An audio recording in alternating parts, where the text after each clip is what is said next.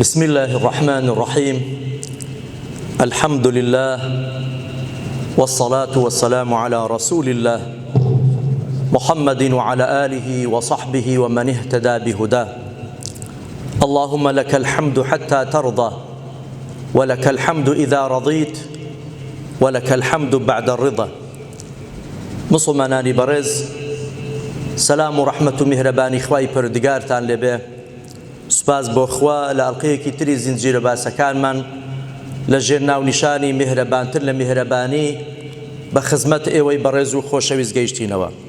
هەڵبەت وەک لە سەرەتای زۆربەی ئەڵقەکانی ڕابردوو باسمان کرد کە پێغەمبەری ئێمە سەلامی خوا لەسەر بێ خوای گەورە وەکو مامۆستا و چاوساق و قودوەیەک بۆ ئێمەمانانی ڕەوانە کردووە ئەبێ لەو فێری میهرەبانی و فێری ژان و تەعامل و هەڵس و کەوت بین.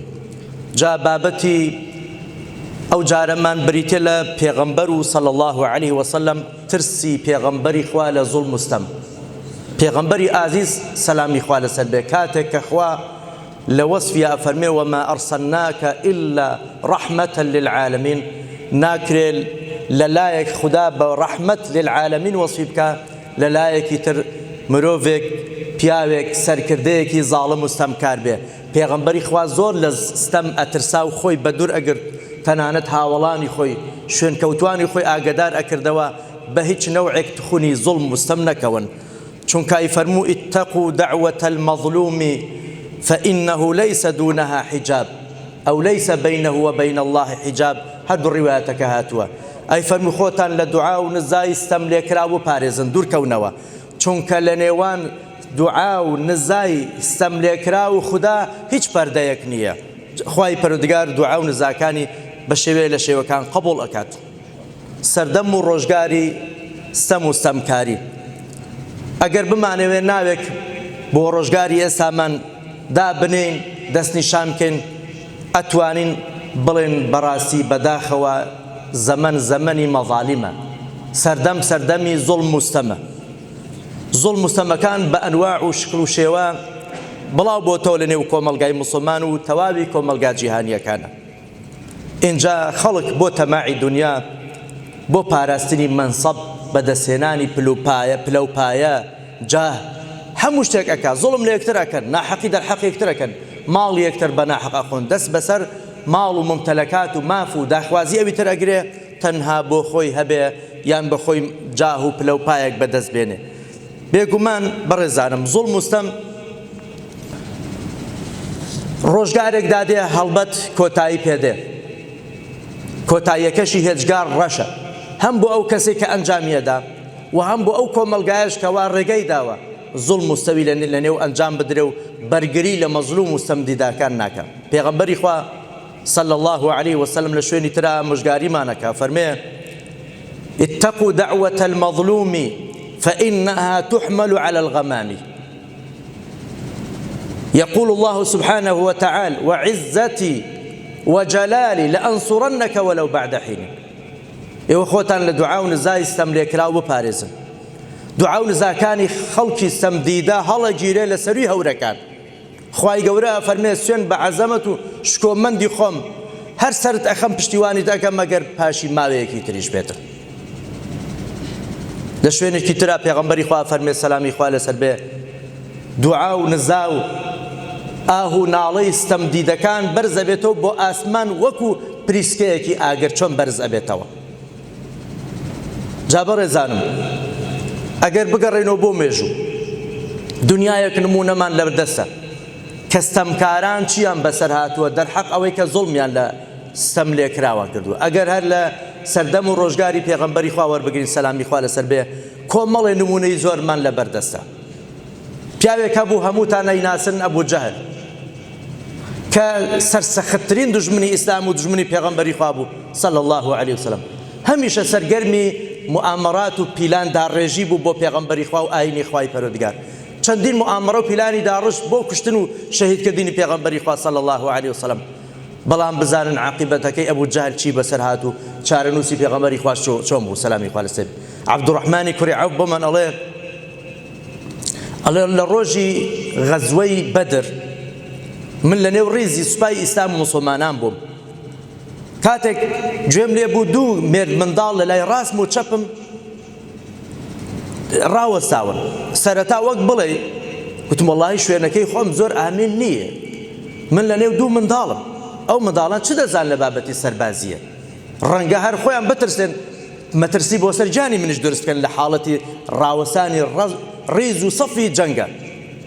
دەڵێ وەڵام من هێستا هەر ڕاوەسا بووم. یەکێکیان گوتی یا عەم، بەڵام سەرەتا ئەڵێ بە چرپە هەندێک قسان لەژێر لە من جێ یەکتر ئاکرد. یەک گوتی یا عەم ئەرینی ئەبا جەهل. مامی بەڕێز داخۆ ئەبوو جەهلم پێشان نادەی، ئەبوو جەهلم نیشان بدە. دەڵێ منش گوتی یەبنە ئەخی ما تەصنع بی، برازای شیرینم بەڕێز چ داوە لە ئەبوو جەهل، چ لە ئەبوو جەهل دەکەی؟ ئەڵێ ئەو مێرد منداڵە گوتی عاهدت الله إن رأيته أن أقتله، والله پەیمانم بەخوا داوە هەر ئەبوو جەهل ببینم ئەبێ بیکوژم. مێرد منداڵێک کە ئەو پیاوە ئازایە هاوڵی بەڕێزی پێغەمبەری خوا صلی الله عليه وسلم لە خۆی ترساوە، گوتی ئەو مێرد منداڵە بە کەڵکی سەربازی نایە، کەچی ئەو مێرد منداڵە بەڵێنی بەخوا داوە ئەبێ سەرسەختترین دژمنی ئیسلام و پێغەمبەری خوا بکوژێ. ئەڵێ گوتی یان ئەبێ بیکوژم ئەو ئەموت و دوونە، یان ئەبێ لەو ڕێ سەر بنێمەوە خۆم شەهید بم. دەڵێ ئەوی تریش بەنهێنی هاوڕێکەی خۆی سەری هێنا بنجێ من گوتی ئەی مام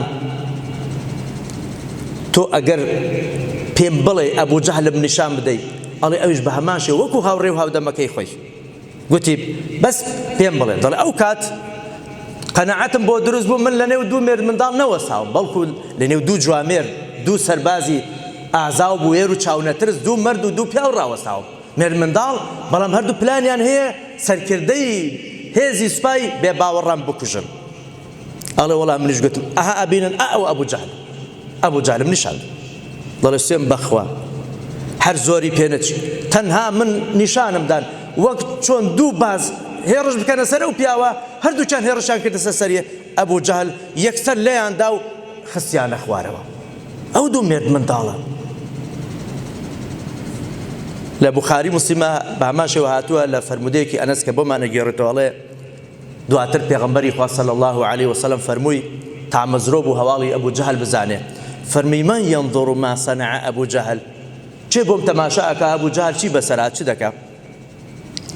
ئیبن مەسعود خوا لێیان ڕازی بێ ئەڵێ ئەنا یا ڕەسوول الله، من ئەی پێغەمبەری خوا صلی الله عليه وسلم من هەواڵت بۆ دێنمەوە. ئەویشان ئەڵێ فانطلق فوجده قد ضربه ابن عفراء، بەدوای گەڕا و کاتێک ئەی دۆزیەوە بینێ هەردوو ئەو مێرد منداڵێک کە لە نەوەکانی عەفرا بوون، دەڵێ لێیان داوە و خستیانە. دەڵێ منش گەیشتمە سەرسەری هێشتا لە حاڵەتی جانەڵە بوو، مەرگی نەداوە ئەو زاڵم و تاغوتە. یەکسەر ڕیشەکەم گرت بە ڕیشەوە ڕام کێشە. دەڵێ پێم گوت ئەنتە ئەبوو جەهل، تۆ ئەبوو جەهلی، ئەو ئەبوو جەهلەی کەوا خۆی بە هەموو شتێک ئەزانێ، ئەها دوو مێرد منداڵ تۆیان بەرداوە خوارەوە، ئەو ها زەلیل و زەبون بێسە من بە ڕیش ڕاتەکێشم. ئەڵێ ئەوەیان بوو کۆتاییەکەی ئەبوو جەهل بەو شێوازە و ڕسوایی خوای پردگار ڕسوای کرد. هەروەها پیاوێکی تر هەبوو هەر لەو دژمنانی پێغەمبەری خوا صلی الله عليه وسلم ئەگەر هەر نمونە بەوانە بێنینەوە، ئەبوو لەهەب. ئەبوو لەهەب لە قورئانی پیرۆزە لە سوورەتێکە خوای گەورە باسی کردووە تەبەت یەدا ئەبی لەهەب. ئەبوو لەهەب چێ بوو؟ مامی پێغەمبەری خوا بوو صلی الله عليه وسلم، بەڵام هاوکات لە هەموو خەڵک زیاتر ئازاری پێغەمبەری خوایەدا سەلامی خوا لەسەر بێ، زۆر دژمنایەتی پێغەمبەری خوایە کرد سەلامی خوا لەسەر بێ. بۆ هەرچێ ڕۆیش بە ئەو ئەبوو لەهەب بە دوای پێغەمبەری خوا ئاچوو، پێغەمبەری خوا پەیامی خوای ئەگەیاند، دعوەی خەڵکی ئەکرد، لەو لاقیتە بەوە قسەی بە پێغەمبەری خوا دەگوت و یان وەسفی خراپی پێغەمبەری خوای کرد بۆی خەڵک پشێمان کاتەوە. بە هەموو شێوازێک ئازاری پێغەمبەری خوای ئەدا و پەرچ و کۆسبی ئەخستە بەردەم بانگەوازەکەی پێغەمبەری خوا سەلامی خوا لەسەر بێ. پێشەوە ئەحمەد، ئیمامی ئەحمەد خوا لێ ڕازی بێ، لە ڕەبیعای کوڕی عەبادی بۆمان ئەگەڕێتەوە کە ئەو سەردەمە و پیاوێکی جاهیلی بووە، تا هێشتا مسلمان نەبوو، دواتر مسلمان نەبێ. قال رأيت النبي صلى الله عليه وسلم في الجاهلية، پێغەمبەری خوا بینی سەلامی خوا لەسەر بێ لە سەردەمی نەفامی، یعنی ئەو کاتی ئەم کەسێک بووم هێشتا مسلمان نەبوو، سەردەمی جاهیلی عەسری جاهیلی بەو سەردەمە دەگوترێت کە پێشی ئیسلام بوو. ئەڵێ لە کوێم بینی؟ لە بازاری ذیلمەجاز، بازارێکە بۆ بەو ناوە. ئەڵێ لەوێ بینیم وهو يقول، گوێم لێ بوو پێغەمبەرای فەرموو سەلامی خوا لەسەر بێ: یا ئەیها الناس قولوا لا إله إلا الله تفلحوا. لەنێو بازارە هاواریە کرد پێغەمبەر سەلامی خوا لەسەر بێ، خەڵکی بانگەوازە کرد بۆ دینی خوای، فەرمووی خەڵکینە بڵێن لا إله إلا الله، شایەتومان بێنن سەرفرازە بن لە دنیا و دوڕۆژ. دەڵێ والناس مجتمعون عليه، خەڵکێکی زۆر هەموو دەوریان لێدا بوو لە دەوری پێغەمبەری خوا کۆ بوونەوە سەلامی خوا لەسەر بێ، گوێیان لێ ڕاگرت بوو. بەڵام ووەراءه رجل، پیاوێکی خراپ لە پشتی وەستا بوو. ئەڵێ ئەیگوت ئینەه صابئی کاذب، ئەو پیاوێکی صابئی درۆزنە، ئەوە تەڵەکە بازە، باوەڕی پێ نەکەن. بەو شێوازە دژایەتی پێغەمبەری خوا کرد سەلامی خوا. دەڵێ پێغەمبەری خوا شوێنەکەی ئەگۆڕێ ئەچۆ شوێنێکی تر، بە هەمان شێوە پیاوازی لێ ئێنا بە دوایان ڕۆیشت. ئەڵێ فەسەئەلت عنه، پرسیارم لێ کرد، گوتم ئەوە چی ئەو پیاوەوازدە و پێغەمبەرە یان لە محەممەد نایەنێ سەلامی خوا لەسەر بێ، چونکە هێشتا باوەڕی نێناوە. ئەڵێ قالوا هذا عمه أبو لهب، تاکە ئەوە مامیتیم، ئەبوو لەهەبی مامی محەممەد عەلەیهی سڵام وسەلام. ئاوەی پێ دەکەم. اینجا بەڕێزانم سیر کرد ئەبوو لەهەب چی بەسەر هات؟ هەرخۆ ئەگەر سەرەتا بێن خوای گەورە ئاەتێکی لە سوورەتێکی لە قورئانەدا بەزان فەرمووی تەبەت یەدا ئەبی لەهەب، دەک هەردوو دەستی ئەبوو لەهەب بە بڕین شن، کە بە بەڕینی چوون. وتەب ما ئەغنا عنه مال وما کەسب، هەموو ماڵ و سەروەت و سامان و ئەوەی کەسابەتی کە کردی هیچی سوودی پێ نەگەیان. هەر ئەوە بەڵگەیەکی گەورەترین بەڵگەیە لەسەر پێغەمبەراتی پێغەمبەری خوا صلی الله علیه وسلم. بەڕێزان بۆ ئەو قورئانە ئەڵێ ئەبوو لەهەب ئەمرێ و بە هیلاک ئەچێ بە کوفر و بێباوەڕی لەسەر جەهالەت، هەر لەسەر ئەو حاڵەتەی ئەمێنێتەوە. قورئانەکە واڵێت، چونکە ئەڵێ بە هیلاک چوار بە هیلاک شەچی بەو شێوازە. خۆ ئەکرا ئەبوو لەهەب بەس بۆ ئەوەی ئەو قورئانە بدرۆ بخاتەوە، پێغەمبەر بدرۆ بخاتەوە، حاشەی مەقامی بەرزی پێغەمبەری خوا قورئانی پیرۆز چوو بە ئیمانی هێنابە. بۆ ئیمانی نێنە، ئەگەر بەس ئیمانی هێنابە بە درۆ بووبە بە منافقێک، تەواوی قورئانە کەوتە ژێر پرسیارەوە. کەواتە معنەوەی قورئانە ڕاست نییە. قورئان دەڵێ ئەبوو لەهەب بە کافری ئەمرێ، کەچی ئەبوو لەهەب ئیمانی هێنا. بەڵام سەیرکەن قراری خوایە، هەتا بە درۆژ بە پیلانیش ناتوانانی کارێکی وە بکات. ڕازگۆیەتی قورئان، ئیعجازی قورئان لێرەوەی بەڕێزەکان. اینجا ئەبوو ڕافع ئەگەڕێتەوە، ئەڵێ خوای گەورە تووشی دەردێکی کرد، بەو دەردەش کوشتی. واللهی ئەڵێ دەردەکەی بەو شێوازە بوو، هەندێک نەوع شتێکی لە جسمی هات، تەنانەت 3 ڕۆژ بوو مرد بوو لە نێو ماڵی خۆی، کوڕەکانی لێ نزیک نابوونەوە لە تەرمەکەی. 3 ڕۆژ لە ماڵی خۆی مردووە بەهۆی ئەو دەردە پیسە. کوڕەکان نان ئەوێرە، بێزیان نەهات، قێزیان لێ ئەبوویەوە، دەستیان نادایەکەوە لاشە و جسمی هەڵگرن، تەرمی هەڵگرن، بەرەو گۆڕستانیش بیبەن، لێی نزیککەونە یان بیشۆن. دەڵێ ما دەفەناه حتى ئەنتن، والله کوڕەکان ئەبوو لەهەبیان نەشاردەوە، هەتا لە ماڵ بۆگەنی کرد، بێزار بوون لە بۆگەنیەکە. ئەڵێ قوڕەیش تەنانەت تەواوی قوڕەیش خۆی لەو دەردا پارێست، دەیانگۆ ئەوە عەدوایە کە ئەگوازرێتەوە، ئێمەش تووشی ئەو دەردە پیسابینە و پیاواوەدە دەردێکی پیسی کردووە، وەکو چۆن خۆیان لە طاعون ئەپارێزڵ ئەوها خۆیان لەو دەردەی و پیاوا پارێست. هەتا ئەڵێ پیاوێکی قوڕەیش چووە ماڵیان پێیگوت وەی حەکومە، کوڕە ماڵوێرانینە، ئێوە شەرم لە خۆتان ناکەنەوە، ئەن ئەباکوما قەد ئەنتەنە فی بەیتی، کوڕە باوکتانەوە بۆگەنی کردووە لە ماڵی ئێوە، لا تدفینانی، ئێوە ناچن ناینێژن، باوکتان بۆگەنی کردووە، چەند ڕۆژە مردووە لە ماڵی خۆی، ئێوە جورئەت ناکەن بچین باوکی خۆتان بنێژن. یعنی قسەی بە کوڕەکانی گوت. ئەزانیەوان چیان گوت؟ گوتیان ئینا نەخشە عەدوەت هذه القرى، والله ما لو دەردە پیسەوە ترسێن، لەوە ئەترسێن کەوا تووشی ئێمەش بێت. گوتی بڕۆن کاکە بڕۆن، وەرن دەستیگەینێ، منیش یارمەتیتان نەدەم، خۆ باوکی ئێوێ، بەڵام منیش یارمەتیتان نەدەم. ئەو پیاوای گوت، دەڵێ فوالله ما غسلوه إلا فقذفا بالماء عليه، واتە تەنان نەشیان توانی بیشۆن، هەر لە دوورەوە هەندێک ئاویان پێدا کرد بۆی لێی نزیک نەکەونەوە، دواتر بردیان بۆ شوێنێک بەرزاییەک لە مەککە، خستیانە چاڵێک و هەندێک بەردیان بەسەرا کرد. والله ئەفەرمێ پاشان بەردیان بەسەراکرد نێشتیان بەبەرد کەواتە ئەبوو لەهەب بەو شێوازە ئازاری پێغەمبەری خوای دە سەلامی خوا لەسەر بێ بەڵام چارەنووسی چ بوو زاڵمێکی ئاوا چارەنووسێکی ڕەشی ئاوا بوو ئەو مێژووە ناوی ئەبوو لەهەب و ئەبوو جەهل چووە ناو زبڵدانی مێژوو بەڵام ناوی محەممەد المستەفا صلی الله عليه وسلم چووە کەشکەشانی ئاسمان لە سەرانسەری جیهان تا ئێساشی لەگەڵدا بێ سوپاس بۆ خوا ناوی محەممەد هەموو ژەمێک هەموو کاتی نوێژێک بە بەرزی و بڵندی لە ڕۆژهەڵات و ڕۆژ ئاوە بەرز بۆیەوە ناوی محەممەد تا ئێساشی لەگەڵدا بێ لە نێو جەرگەی وڵاتانی بێباوەڕ و ئەوروپا و ئەمریکا زۆرترین کەس ناوی محەممەدە صلی الله على محەممەد بەڵام ئەبوو جەهل و ئەبوو لەهەب بوونە جێگەی شەرمەزاری خەڵکێک بەڵێ بەڕێزاکانم هەروەها عوقبەی کوڕی ئەبی موعیط ئەویش یەکێک بوو لەوانەی زۆر ئازاری پێغەمبەری خوای دە سەلامی خوا لەسەر بێ ئەوە بوو کاتێک پێغەمبەری خوا صلی الله عليه وسلم خەریکی سەجدەبردن بوو بۆ خوا